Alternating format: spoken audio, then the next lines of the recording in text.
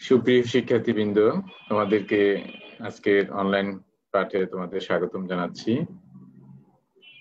তোমরা 2020-21 শিক্ষাবর্ষে তোমরা কুমিল্লা ভিক্টোরিয়া সরকারি কলেজ, 100 বছরের ঐতিহ্যবাহী কলেজে তোমরা ভর্তি হয়েছ। আশা করি তোমরা এই কোভিড-19 এর এই প্রাদুর্ভাবের সময় তোমরা তোমাদের বাড়িতে স্বাস্থ্যবিধি মেনে অবস্থান করছো এবং অনলাইন ক্লাস কার্যক্রমগুলো তোমরা অনুশীলন করে যাচ্ছ। আমি আমার জীববিজ্ঞান প্রথম পত্র নিয়ে তোমাদের সামনে হাজির হয়েছি আজকে। তো শুরুতেই আমি তোমাদেরকে এই অনলাইন ক্লাসে স্বাগতম জানাচ্ছি এবং ভিক্টোরিয়া কলেজে তোমরা ভর্তি হয়ে এই কলেজের ঐতিহ্য সাথে তোমাদের নিজেদেরও শিক্ষা ভালোভাবে পারদর্শী করে তোমাদের কেরিয়ার সফলভাবে সম্পন্ন করবে সে আশা পোষণ করে আমার অনলাইন লেকচার শুরু করছি। শুরুতেই আমার পরিচয় দিচ্ছি। আমি ফরিদ আহমেদ, প্রভাষক, উদ্ভিদ বিজ্ঞান বিভাগ, কুমিল্লা ভিক্টোরিয়া সরকারি কলেজ। এবং আমার মোবাইল নাম্বার এবং ইমেল অ্যাড্রেস তোমাদেরকে দেওয়া হলো। যে কোনো সমস্যা পড়লে তোমরা ফোন করতে পারবা। বিষয় ভিত্তিক তোমাদের সাবজেক্টিভ কোনো সমস্যা থাকলে ইমেল করবা এবং ফোন করে জানাতে পারবে।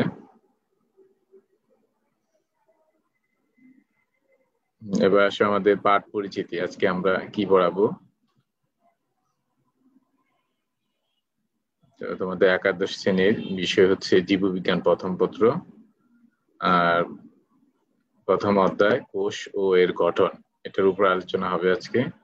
সময় হচ্ছে 45 মিনিটের। আমরা চেষ্টা করব।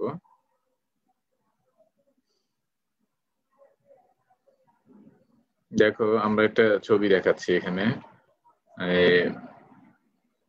তোমরা এর আগে এই বিষয়টার উপরে প্রথম ক্লাস তোমাদের হয়েছিল। তো ধারাবাহিকভাবে আমি তোমাদের আজকে পরবর্তী টপিকসটা নিয়ে আলোচনা করব। আমি পাঠে যাওয়ার পূর্বে এই ছবিটা তোমরা কি চিনতে পেরেছো?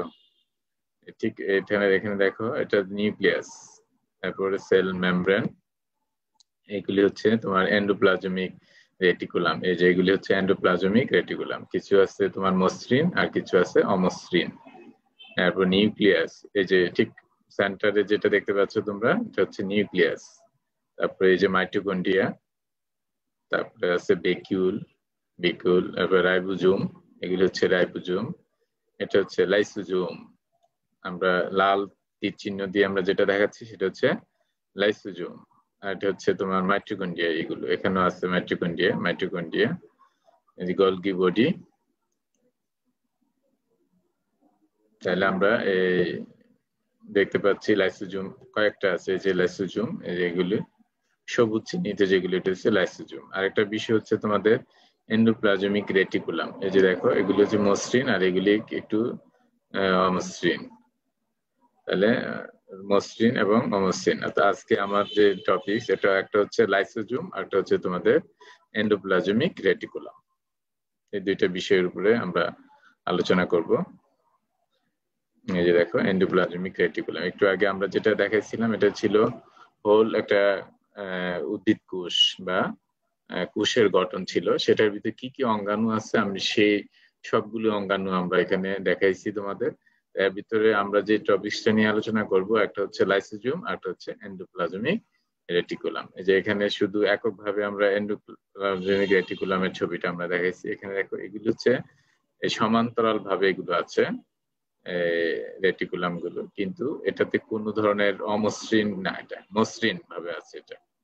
আর এটা দেখো, এখানে যে রেটিকুলাম, এটা গায়ে গায়ে যে সবুজাভ কিছু দেখা যাচ্ছে, এগুলি মূলত হচ্ছে রাইবোজোম। অর্থাৎ রাইবোজোম যদি এর গায়ে লেগে থাকে তখন এটা দেখতে দেখা যায় কাটা কাটা খোঁচা খোঁচা একটা অবস্থা দেখা যায়। এটা হচ্ছে অমসৃণ। আমরা সেটার নাম দিয়েছি অমসৃণ এন্ডোপ্লাজমিক রেটিকুলাম, আর এটা হচ্ছে মসৃণ এন্ডোপ্লাজমিক রেটিকুলাম।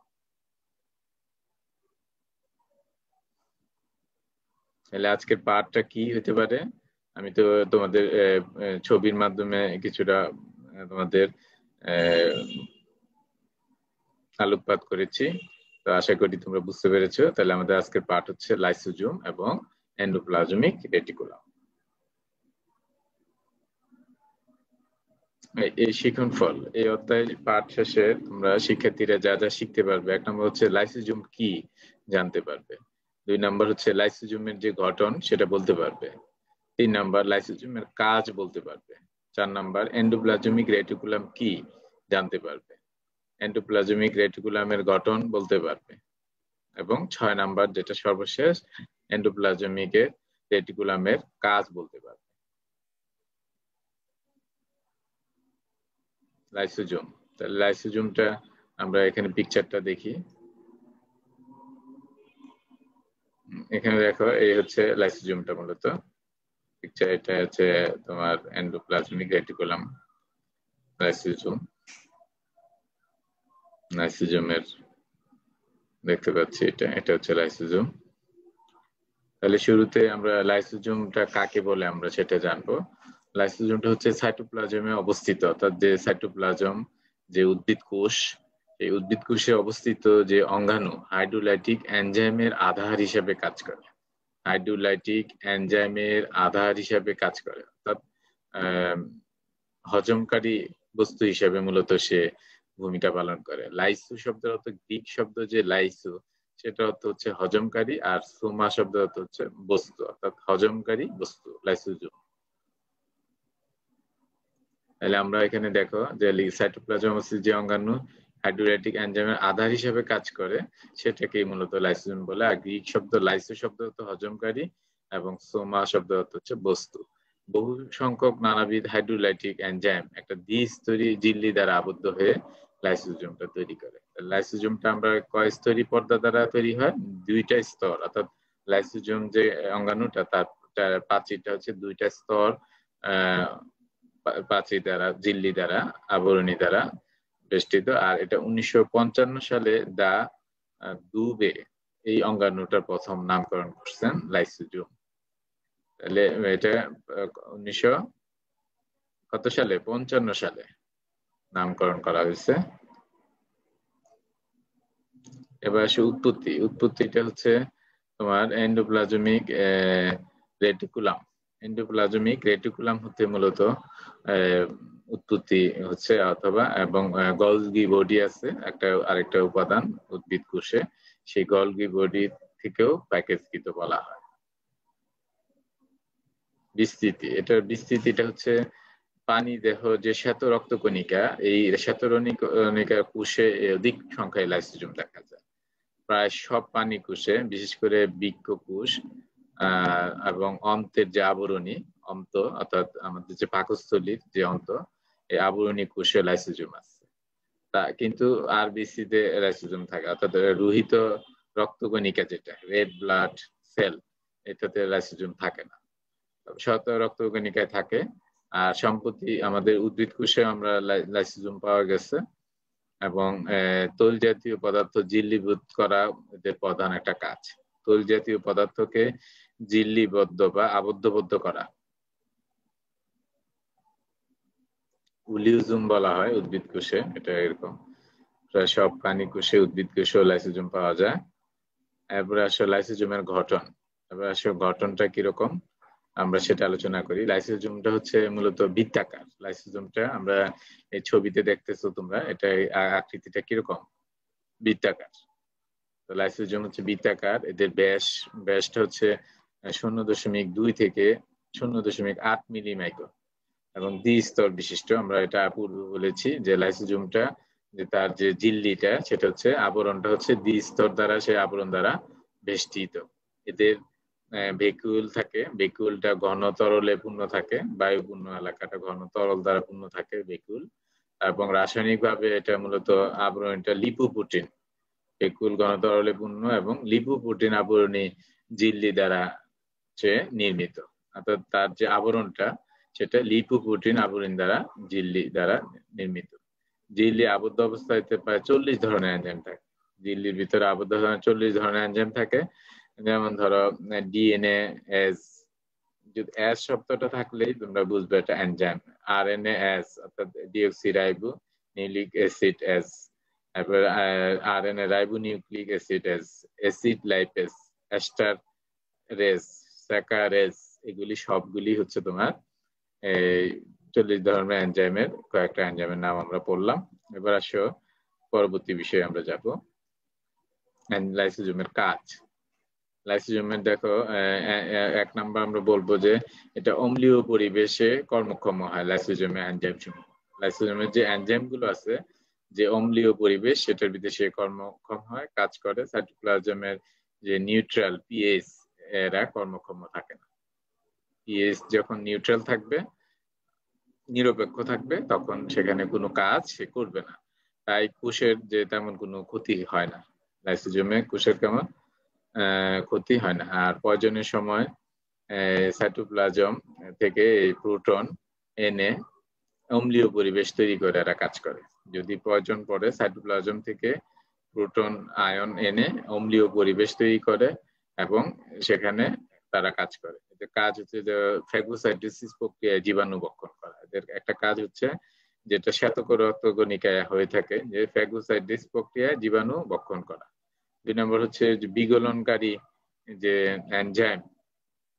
এনজাইমকে আবদ্ধ করে এটি অন্যান্য অঙ্গাণুকে রক্ষা করা। তাহলে একটা হচ্ছে সে ফ্যাগোসাইটোসিস প্রক্রিয়া আক্রমণ করে জীবাণু বক্ষণ করা, পরিপাকে সাহায্য করা এবং বিগলনকারী যে এনজাইম সমূহ আবদ্ধ করে রাখে এবং এটাকে কোষের অঙ্গাণু থেকে রক্ষা করা। তারপরে দেখো যে মূল যে কাজটা করে সেটা হচ্ছে যখন তীব্র খাদ্য অভাব দেখা দেয় তখন তার প্রাচীরটা ফেটে যায় এবং আবদ্ধকৃত এনজাইম বের হয়ে সে কোষের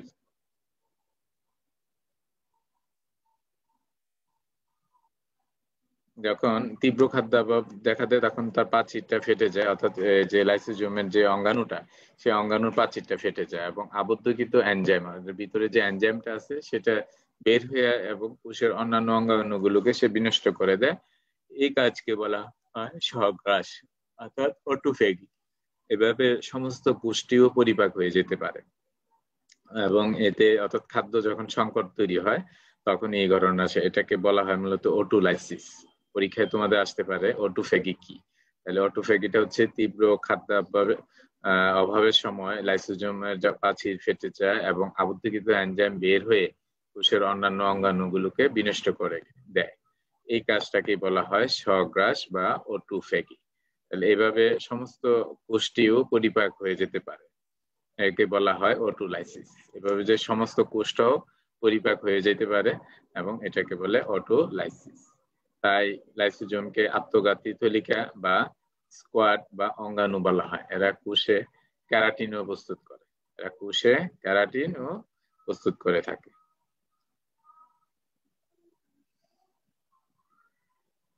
তারপর আমরা একটা ভিডিও দেখবো এখন, তোমাদের ভিডিওটা দেখো।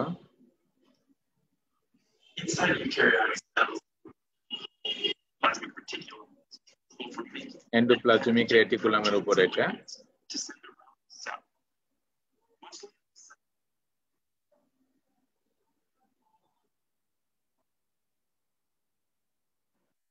Plasma membranes for cells. Depending on the endoplasmic reticulum is found, have a slightly different board and package change in muscle cells that support skeletal muscle. এগুলো হচ্ছে এন্ডোপ্লাজমিক রেটিকুলাম, Calcium ions. এটা Golgi body, endoplasmic reticulum. Endoplasmic reticulum is embedded in it. Attached to the roughy arm. রাইবোজোমগুলো attach করে থাকে, ওটা হচ্ছে অমসৃণ। Either used in the cell or exported out of the cell. Endoplasmic reticulum is mostly responsible for that is অমসৃণ endoplasmic reticulum. Proteins and packaging them so that they can be transported throughout the cell or used outside the cell.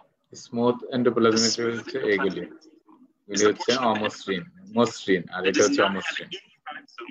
এটা ribosome থাকে না। The smooth ER is mostly responsible for packaging lipids to be used by the cell or exported outside the cell. The endoplasmic reticulum is connected to the nuclear envelope as a system called the endonuclear system. includes the nuclear envelope, the endoplasmic body, and vesicles. Each of these organelles is important to the creation and transport of proteins and lipids. The endomyosis proteins modifies them and encloses them to be used inside the cell, transported outside of the cell.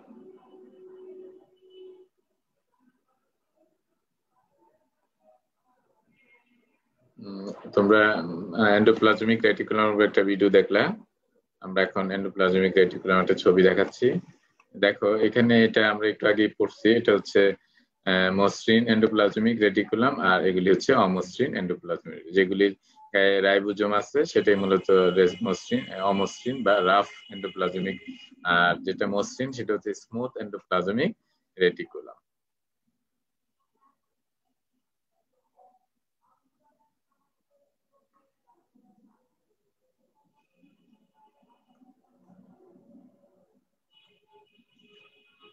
Endoplasmic রেটিকুলামের আমরা সংজ্ঞাটা এখন জানি। প্রথমেই endoplasmic reticulum হচ্ছে পরিণত কোষে, অর্থাৎ পরিণত কোষে সাইটোপ্লাজমের যে জালিকা বিন্যাস দেখা যায় সেটাকে আমরা বলবো এন্ডোপ্লাজমিক রেটিকুলাম বা অন্তঃপ্লাজমীয় জালিকা।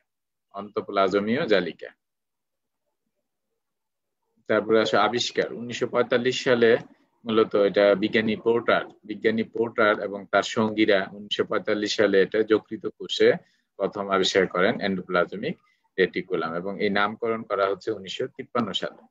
1953 সালে নামকরণ করা। উৎপত্তিটি হচ্ছে তোমার এটা সাইটোপ্লাজমি যে ঝিল্লি, নিউক্লিয় ঝিল্লি অথবা কোষ ঝিল্লি হতে এদের উৎপত্তি হয়। সাইটোপ্লাজমি ঝিল্লি মানে আবরণ, নিউক্লিয় ঝিল্লি, নিউক্লিয়াসের যে আবরণ অথবা কোষের আবরণ থেকে এটা তৈরি হয়। বিস্তৃতি, বিস্তৃতি অধিকাংশই হচ্ছে কোষে হয়, অধিকাংশ কোষে অঙ্গাণু পাওয়া যায়, তবে বেশি থাকে এটা যকৃত, অগ্ন্যাশয় এবং অন্তঃক্ষরা যে কোষ সেটার ভিতরে এটা পাওয়া যায় সবচেয়ে বেশি। আর এটা হচ্ছে দুই প্রকার, একটা হচ্ছে মসৃণ এন্ডোপ্লাজমিক রেটিকুলাম আর একটা হচ্ছে অমসৃণ এন্ডোপ্লাজমিক রেটিকুলাম। এবার আসো এন্ডোপ্লাজমিক রেটিকুলামের যে গঠনটা আমরা এখানে দেখো। এটা গঠনগতভাবে তিন প্রকার, একটা হচ্ছে সিস্টার্নি, এরপর এটা হচ্ছে ভেসিকল, এরপর এটা হচ্ছে তোমার টিউবিউল। তো সিস্টার্নিটা হচ্ছে কি তোমার যেটা এটা দেখতে অনেকটা চ্যাপ্টা। সিস্টার্নিটা দেখতে কিরকম? চ্যাপ্টা, শাখাহীন, লম্বা। এই যে ছবিতে তোমরা দেখতে পাচ্ছ সিস্টার্নিটা লম্বা, এগুলো শাখা নাই কোনো, এবং চৌবাচ্চার মতো, লম্বা চৌবাচ্চার মতো, এবং সাইটোপ্লাজমে পরস্পর সমান্তরাল ভাবে বিন্যস্ত থাকে। এগুলির ব্যাস হচ্ছে, এগুলির এক একটার ব্যাস হচ্ছে 40 থেকে 50 মিলিমাইক্রন পুরু, এবং এগুলির গায়ে অনেক সময় রাইবোজোম যুক্ত থাকে। এগুলির গায়ের ভিতরে কি থাকে? রাইবোজোম যুক্ত থাকে, সিস্টার্নি যেটা। এরপরে আসো যে ভেসিকলটা হচ্ছে এগুলো বর্তুলাকার ফুসকার মতো। এই যে এখানে দেখো, এগুলি হচ্ছে বর্তুলাকার ফুসকার মতো, এবং এটা হচ্ছে 25 থেকে 50 মিলিমাইক্রন ব্যাস যুক্ত। এটা হচ্ছে 25 থেকে 50 মিলিমাইক্রন ব্যাস যুক্ত। তারপরে আসো যে টিউবিউলটা হচ্ছে এগুলো নালিকার মতো শাখান্বিত বা অসার। এদের ব্যাস হচ্ছে 50 থেকে 190 মিলিমাইক্রন। এদের গায়ে সাধারণত রাইবোজোম যুক্ত থাকে না, গায়ে কোনো ধরনের টিউবিউলের ভিতরে কোনো ধরনের রাইবোজোম যুক্ত থাকে না। আর ভেসিকলটা হচ্ছে তোমার বর্তুলাকার ফুসকার মতো এবং 25 থেকে 50 মিলিমাইক্রন। তারপরে আসো যে গঠনটা হচ্ছে এটা দুই স্তর বিশিষ্ট আংশিক দুইটা ঝিল্লি দ্বারা এটা তৈরি, এবং এটিগুলো হচ্ছে শাখান্বিত এবং কিছু সমান্তরাল ভাবে এটা অবস্থান করতে পারে, শাখান্বিত ভাবে থাকতে পারে এবং সমান্তরাল ভাবেও থাকতে পারে। তারপরে এদের গঠনটা হচ্ছে তোমার কোষ ঝিল্লিটা মূলত লিপিড হচ্ছে 30 থেকে 40 ভাগ, আর প্রোটিনটা হচ্ছে 60 থেকে 70 ভাগ প্রোটিন দ্বারা এটা এই ঝিল্লিটা গঠিত। আর এদের ভিতরে 15 ধরনের এনজাইম পাওয়া যায়। 15 ধরনের এনজাইম যেমন ধরো গ্লুকোজ 6, ফসফেটেজ, তারপরে সক্রিয় এটিপিএস, তারপরে আছে তোমার এনএডিপি, এইচ, ডায়াফোরেস ইত্যাদি। তারপরে অমসৃণ যে জালি সেটা সেই জালিকার ভিতরে আরএনএ এবং গ্লাইঅক্সিজোম নামক ক্ষুদ্রাকার কণা থাকতে পারে এবং অমসৃণ রেটিকুলামের এই ক্ষুদ্র ক্ষুদ্র এই বিচ্ছিন্ন যে অংশটা সেটাকে আমরা মাইক্রোজোম অমসৃণ ক্ষুদ্র ক্ষুদ্র বিচ্ছিন্ন অংশটাকে আমরা মাইক্রোজোম বলতে পারি। এবার আসো এন্ডোপ্লাজমিক রেটিকুলামের আমরা কাজটা একটু জানি।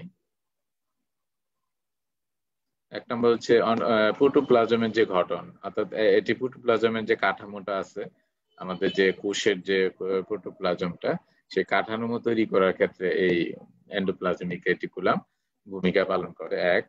তারপরে 2 নম্বর হচ্ছে প্রোটিন সংশ্লেষণ করা, অর্থাৎ অমসৃণ রেটিকুলাম এন্ডোপ্লাজমিক রেটিকুলামের ভিতরে প্রোটিনটা সংশ্লেষিত হয়, প্রোটিনের সৃষ্টি হয় বা তৈরি করে প্রোটিন। মসৃণ রেটিকুলামে সাধারণত যেমন তোমার প্রাণী কোষে লিপিড, বিভিন্ন হরমোন, তারপরে গ্লাইকোজেন এগুলি সংশ্লেষিত হয়।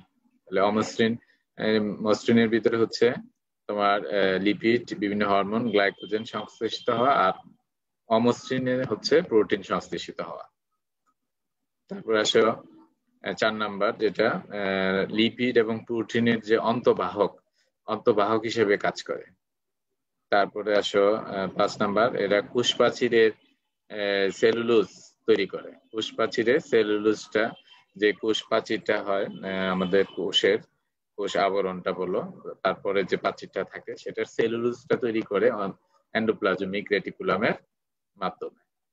তারপরে সর্বশেষ হচ্ছে যে রাইবোজোম এবং গ্লাইঅক্সিজোমের ধারক।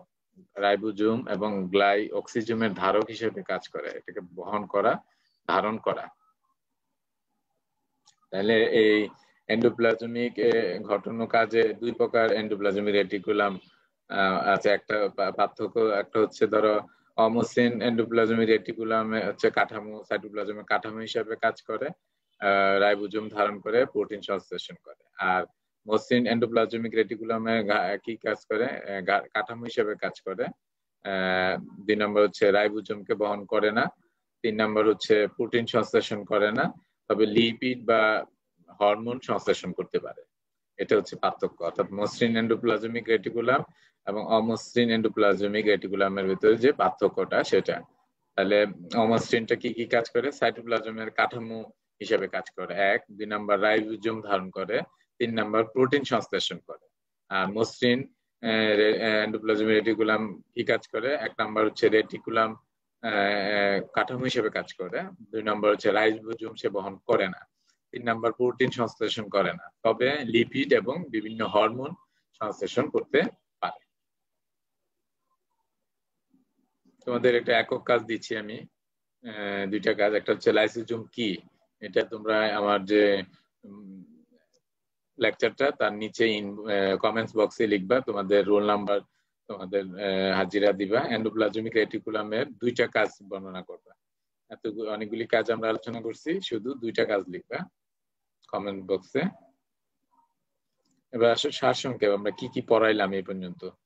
পাঠ শেষে আমরা যা যা শিখলাম, 1 শিখলাম লাইসোজোম কি, 2 নাম্বার এন্ডোপ্লাজমিক রেটিকুলাম কি, 2 নাম্বার লাইসোজোমের যে গঠন, 3 নাম্বার হচ্ছে এন্ডোপ্লাজমিক রেটিকুলামের গঠন, 4 নাম্বার লাইসোজোমের কাজ, এন্ডোপ্লাজমিক রেটিকুলামের কাজ, মসৃণ এন্ডোপ্লাজমিক রেটিকুলাম এবং অমসৃণ এন্ডোপ্লাজমিক রেটিকুলামের মধ্যে পার্থক্য আমরা এটা শিখলাম।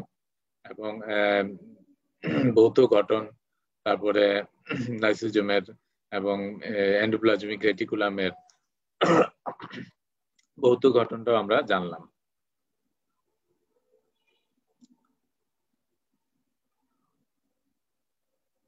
মূল্যায়নে দেখো, পরীক্ষায় তোমাদের আসতে পারে লাইসোজোম কি, লাইসোজোমের গঠনের বর্ণনা করো, লাইসোজোমের কাজ বর্ণনা করো, এন্ডোপ্লাজমিক রেটিকুলাম কি, এন্ডোপ্লাজমিক রেটিকুলামের গঠন বর্ণনা, এন্ডোপ্লাজমিক রেটিকুলামের কাজ বর্ণনা করো।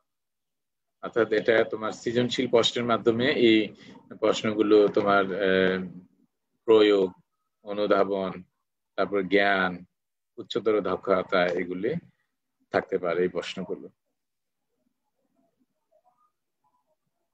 তো একটা বাড়ির কাজ দিচ্ছি এখন তোমাদের। বাড়ির কাজটা হচ্ছে লাইসোজোমের গঠন ও কাজের বর্ণনা তোমরা লিখে 7 দিনের মধ্যে, আজকে থেকে 7 দিনের টাইম পাবা, এর ভিতরে লিখে আমাকে ইমেল করে পাঠাবা। আমার ইমেল নাম্বার হচ্ছে, দেখো ইমেল অ্যাড্রেস হচ্ছে farid@farid1605@gmail.com। তো তোমরা আশা করি সবাই আমার এই লেকচারটা মনোযোগ সহকারে শুনছো এবং তোমরা বাড়িতে বসে এই পাঠটা অনুশীলন করবে এবং ভালোভাবে তোমরা পড়াশোনা করবে এবং পরবর্তী যে হোমওয়ার্ক সেটা করে আমাকে ইমেল করে পাঠাবা। তোমাদের সকলের সুস্বাস্থ্য এবং মঙ্গল কামনা করে আমার অনলাইন লেকচার এখানেই শেষ করলাম। সবাইকে